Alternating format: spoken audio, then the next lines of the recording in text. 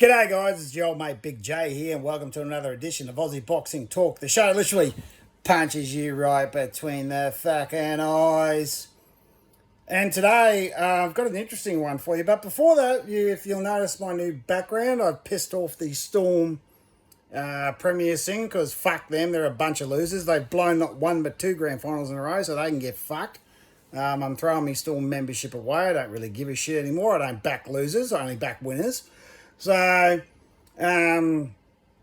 you'll see here, and actually I'll give you a bit of a look at it, of who I've actually got there. Alright, so, let's just have a bit of a look-see here. Let's just turn this around without giving anything away. I can't turn the bloody thing around. Right, you'll notice here, right, there's a few, actually I'll just leave it like this. Doesn't matter. I'll just leave it like this.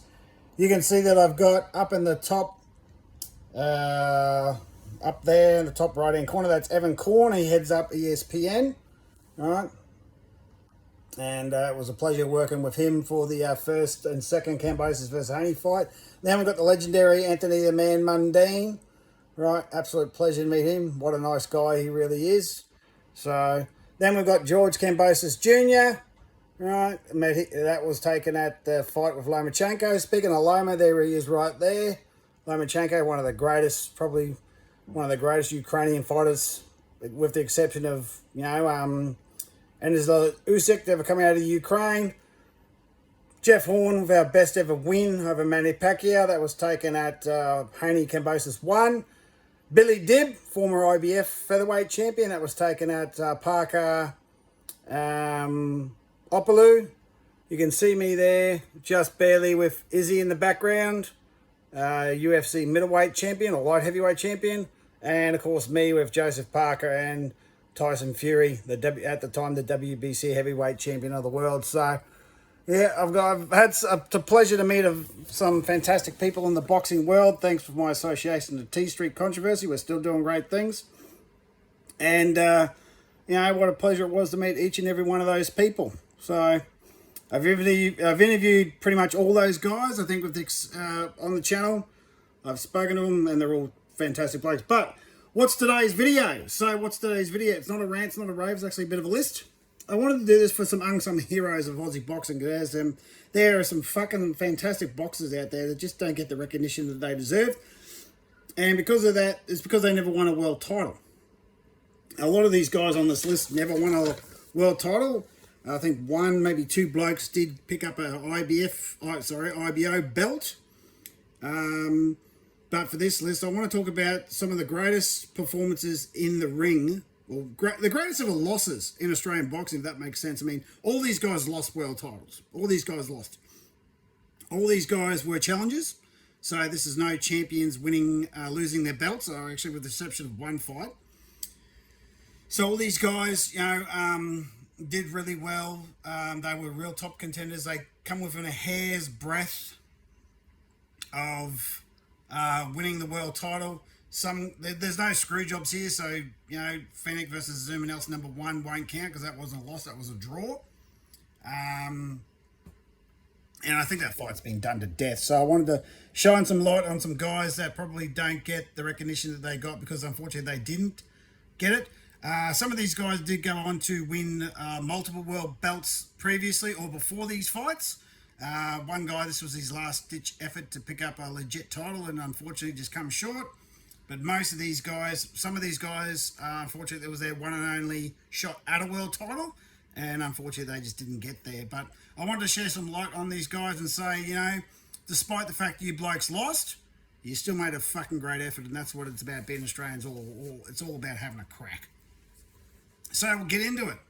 So, as I said, all these guys are challengers, so no defending belts here, with the exception of one.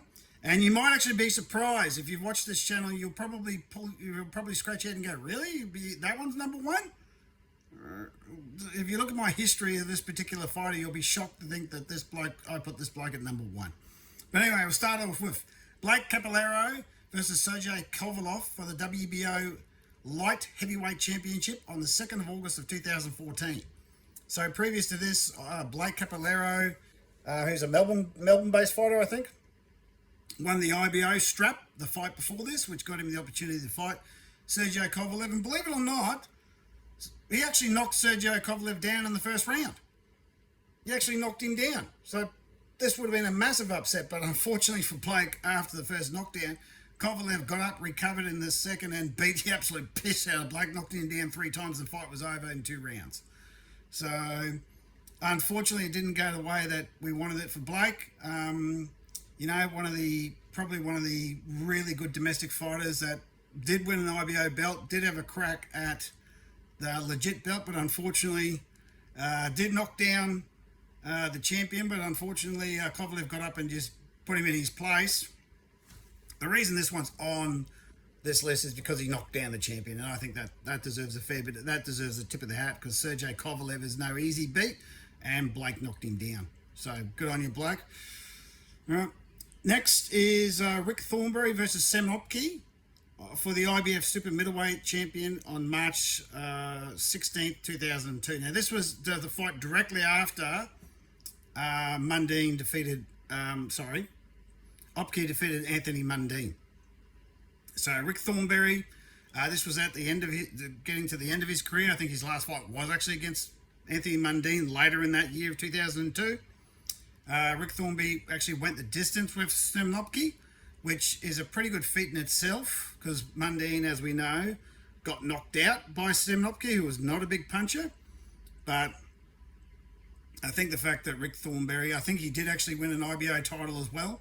Some version of the IBO title. I'm not quite sure which one it was, but I think it might have been super middleweight, maybe. Not 100% sure. And to go the distance with Sam Opke is in Germany is a tip of the hat. You know, Sam Opke was undefeated. He was like 30 fights in. He was undefeated. He just disposed of Mundine, and Rick Thornberry went the distance. So, tip of the hat, considering how skilled Sam Opke was. So, number 9 is Rick Thornberry versus Sam Opke. Number 8 is Glenn Kelly versus Roy Jones Jr. for pretty much every single bloody belt under the sun in the light heavyweight division. The amount of belts that were on the line for this is still to this day the biggest opportunity the Australians ever got. Listen to all the belts that was on the line. Now, this happened on the 2nd of February 2002. All right? So you've got the IBF light heavyweight, the IBO, the WBF, the WBA, the WBC, all right, and the IBA, which I think International Boxing Association, what I call themselves, right? Plus the rings. So there's like 7 belts that Glenn Kelly was afforded the opportunity against Roy Jones Jr., who pretty much was given the boxer of the decade in the 90s. Up until probably about 5 years ago, was in the GOAT conversation, the greatest of all time. Many people would still consider him one of the best super middleweights, if not light heavyweights of all time. Yeah, and Glenn Kelly went 7 rounds with him. Now, if you go actually watch it, it pretty much was a one-sided mismatch. Roy Jones was just playing with his food, but to get the opportunity against Roy Jones Jr. when he was at pretty much his absolute peak, right? That was the best version of Roy Jones Jr. Yeah, you've got to give Glenn Kelly credit. Yeah, he come up short, but who cares? At least he had a crack, and you can always say that at least he was in the ring with Roy Jones Jr. So, for all the belts. Okay, so number 7 is, where's number 7? Here we go. Troy Walters versus Simon Brown for the WBC Super Welterweight title on January 29th, 1994. All right. Now, I forgot to look up where most of these fights happened, but Troy Walters is one of these guys, and there's plenty of guys on this list where they're probably one of the greatest. If I was to make a top 5 or top 10 list of fighters that never won a world title, most of these guys would be on it. So Troy Walters, a phenomenal boxer, up against Simon Brown. Unfortunately, it didn't go the way that it was. I think he was outpointed. It was a split decision, and Simon Brown retained his title. So number 6. Now, this one, Paul Briggs, probably one of our best light heavyweights to never win a world title.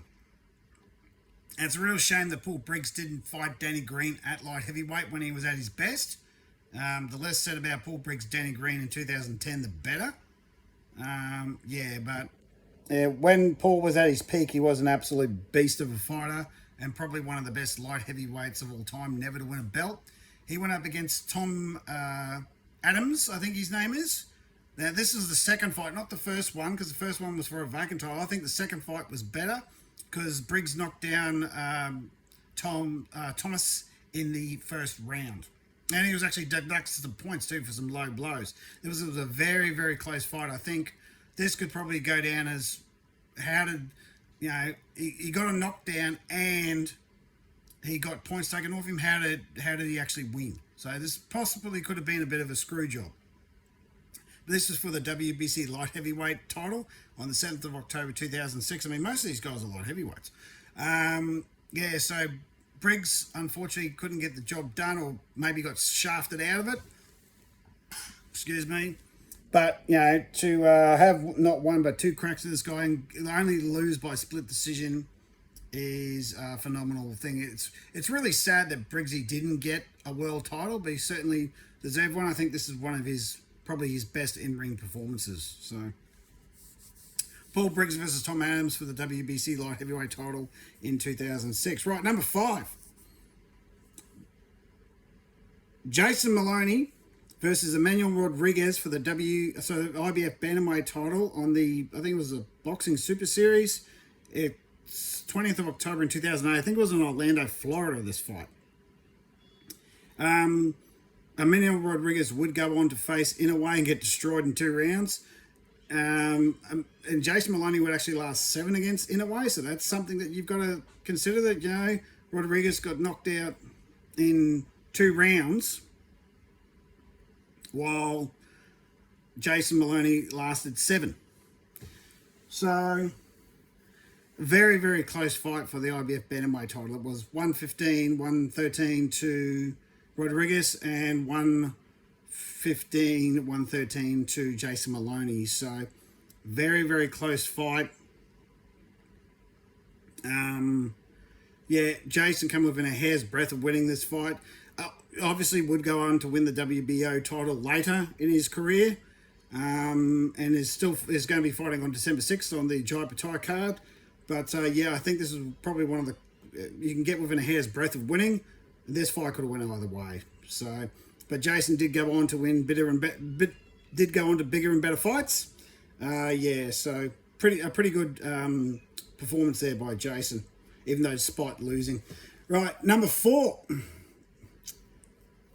Danny Green versus Krzysztof Wlodarczyk for the WBC Cruiserweight title on the 30th of November 2011. This fight breaks my heart, because Danny Green pretty much was winning every single round. He was stopped, I think, halfway through the 11th by, I think it was a left hook. Caught him right on the button and just put him to sleep. Danny Green, I think, was up 97-93 on all 3 cards when the stoppage happened. Danny Green was... he just lost his IBO belt to, what was his name? I can't remember his name now. Antonio Tarver. I think Antonio Tarver got busted for drugs after that fight. This was Danny's redemption fight, and in the words of Johnny Lewis, it gave Danny Green back his credibility. It really did. It was an absolutely fantastic performance. He was stalking, he was out working Krzysztof Wlodarczyk. He was doing everything he needed to do, and unfortunately he just got caught. Right? It was really, really sad, because he was within all these wins would have changed the face of boxing forever. But this one, if Danny Green won this, it really would have changed the face of boxing, especially for Australia, because this was on pay-per-view. It was in Melbourne. I think it was at the Hennessy Arena. And Danny Green was ready to be crowned champion, and it was legit. It wasn't an IBO belt, wasn't a WBA regular, it wasn't an interim title, it was the legit belt. And if Danny Green won this, it would have changed boxing forever. Would he have held it on for very long? Who cares? He probably would have got an immediate rematch against Wlodarczyk or move on to a next person, but hey, what ifs? It was one of the greatest what ifs in boxing. What if Danny Green actually pulled this off? But unfortunately, he got caught, and the rest is history. Number 3, Michael Katzias versus Juan Manuel Marquez for the WBA lightweight title in 27th November 2010. This was actually the main event at the MGM Grand. So Michael Katsidis is one of the few Australians, I think you count them on one hand, to actually headline the MGM Grand for a world title. You don't get much better than one Manuel Marquez. So, and he actually knocked him down in this fight. He actually knocked him down in this fight. Everyone thought he was going to win. He had held the interim title, I think, a couple of fights before this and defended it a couple of times, but stepped up to Marquez and unfortunately was stopped. So I think it was the 7th round. But Michael Katsidis pretty much, I think, will go down as the number one Australian fighter to never win a world title. I mean, you've got all the best here. I mean, you've got Paul Briggs, Troy Walters, Michael Katsidis, Rick Thornberry. All these guys here will go down as some of the greatest Australians to never win a world title, and probably asterisk Tony Mundine, which I don't think he ever even fought for a world title. So, if he did, he lost. So, yeah, I mean, yeah, I think Michael Katsidis will be probably the greatest Australian never to win a world title. I don't think too many people would argue with that, and I don't think Mick gets the recognition that he does for that fight. So I thought I'd like to put it on the list for him. Number 2, Anthony Mundine versus Sam Nocky. Now, the reason this isn't number 1 is because it's just not. I was going to put it number 1. I thought I've recorrected myself, but you got to remember that this was Chock's 11th pro fight. This was for the IBF super middleweight title when Sam Nocky was at his peak. He had I think this was his 12th defense of the title, 1st of December 2001. All right. Now this is the number 1 fight that would have changed boxing history if he had won. Probably exception to the actual fight that will be number 1. I'd say that the number 1 would probably be the biggest history changer in Australian boxing history if he won. But for Anthony Mundine to have virtually no amateur record, to go up against a man who had 300-something amateur fights, this was his 12th defense of that title and pretty much was winning every single round until he got caught by a wayward punch in the temple in the 10th or the 11th round. It was absolutely ridiculous that Mundine, and Sam Nocky went to say years later after he retired that his best opponent ever was Anthony Mundine. And this was with 4 amateur fights and 10 professional fights. And this, besides the number 1, I think this one here, if he won that belt, it would have changed Australian boxing forever. Right? How long he would have had the belt on for, who knows. But if he won, I mean, we know Chock went on to win multiple world titles, 2-time WBA regular super middleweight, IBO middleweight, and then a few other regional belts at super welter. I think he got the WPC super silver belt there at one point. I'm really... It's really this one and the green one, because I literally watched these fights. I didn't watch them later in life. I watched them live. It's like these ones really hurt, because you're like, they come within a hair's breadth of pulling up probably one of the biggest upsets of all time. So yeah, unfortunately, Chock didn't get the job done, but he went to fight on, live another day, and had one of the greatest careers in Australian, not just boxing but sport. Not just boxing but sport. Do yourself a favour, go to theraw.com.au, check out my article on the greatest crossover athletes of all time, and Chock's on there. Right, he's not number 1. It might surprise you who was, but just go on theraw.com.au, look up my profile, Big J. I wrote it, I think about probably 8 or 9 years ago now, but go and check it out. The greatest crossover athletes of all time from Australia. And number 1, and this is going to shock people, but I had a think about it and think, if there's ever was a great losing performance, it's this one. Tim Tszyu versus Sebastian Fendora on the 30th of March last year for the for Tim's WBO and the vacant WBC super welterweight belts. Now, this sort of breaks the rules a little bit because Tim was a defending champion, but the WBC belt was vacant. So it was vacant at the time, so I'm going to stretch my own rules here and think, I don't think Tim gets enough credit for this, because despite the cut and bleeding like a sieve for 10 rounds, he still only lost a split round decision.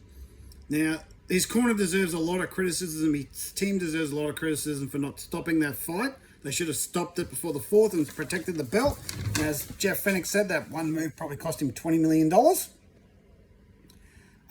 But to carry on bleeding like a sieve, not being able to see, and still lose only on split decision is probably one of the greatest losses of all time. Right? I think Tim deserves a lot of credit for that. The fact that he got that cut and just kept pushing through. I mean, you deserve a lot of credit for pushing through, but then again, sometimes there's a fine line between bravery and stupidity. So a lot of people thought that it was very brave what he did. A lot of people would say he was very stupid what he did. Yeah, because there is that fine line between bravery and stupidity, and whichever way you look at it, like, I'm not going to give my thoughts. I've given my thoughts. I would have pulled him out of the fight and protected the belt. But he decided to go on, and okay, yeah, fair enough. While you tip your hat to him, you also are shaking your head at the same time going, well, you're just so bloody stupid. Protect the belt. But I'm not here to criticise Tim. I'm here to praise the performance, because how many fighters would have kept on going, bleeding like a sieve and not seeing, and still saying, no, I want to fight, I want to fight. True sign of a fighter. But yeah, I mean, I think it deserves a lot of credit to do what he did. I mean, his team should have protected him, but Tim, as the warrior, the fighter that he was, wanted to continue, wanted to say, nah, I can beat this guy anyway, to stop the fight bleeding like a sieve. That deserves a lot of credit. So there you go. Number one, that might shock a lot of people considering all the criticism I have given Tim Tszyu over the years, and he deserves every bit he gets. But for this fight, I'm going to say, you know, probably one of the best losses that Australian boxing's ever seen. So, and true sign of guts and determination. Just don't quit, don't give up. Yeah, and you know, he deserves a tip of the hat for doing that. His team, no, but Tim, tip of the hat. But anyway, that's the list, guys. I'll probably do a list of the greatest fighters never to win a world title from Australia, but I've pretty much mentioned all of them. As always, tackle the bull, wrestle croc, harden yourselves the fuck up, like, share, and subscribe, and have yourselves a great day.